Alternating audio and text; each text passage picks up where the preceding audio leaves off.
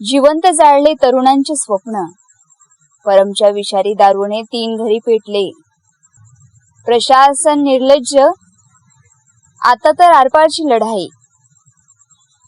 मारेगावच्या मातीतून आज 3 निष्पाप तरुणांच्या चिता जळल्या आहेत.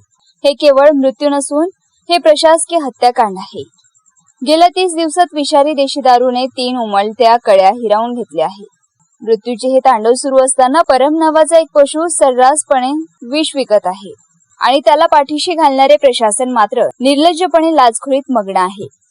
हा दारूचा अड्डा नसून मृत्यूचा कारखाना आहे हे संपूर्ण जगाला ठाऊक असताना या यमदूतावर कारवाई का होत नाही?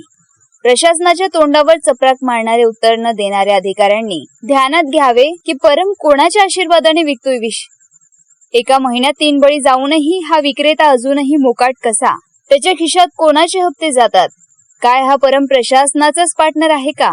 राज्य उत्पादन शुल्क विभाग म्हणजे हप्ते वसुली केंद्र आहे का? 3 तरुणांचा जीव गेला तरीही या विभागाला जाग का येत नाही? काय हे विभाग आणखी बळींची वाट पाहत आहे का? की तुमच्या कपाळावर रक्ताचे डाग लागल्याशिवाय तुम्हाला झोप लागत नाही? सदोष मनुष्यवधाचा गुन्हा का नाही?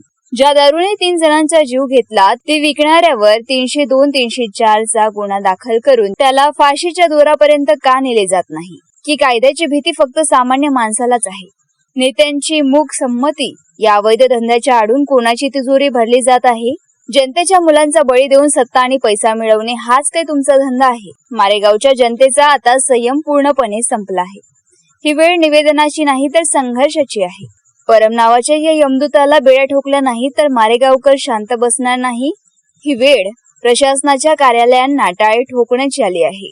आता तरी जागे व्हा की अजून किती तरुणांच्या अर्थीची वाट पाहणार? प्रशासना ऐका, एक तर परमला अटक करा, अन्यथा जनतेच्या न्यायालयात तुम्हाला स्वतःला जाब द्यावा लागेल. आता आरपारची लढाई अटळ आहे.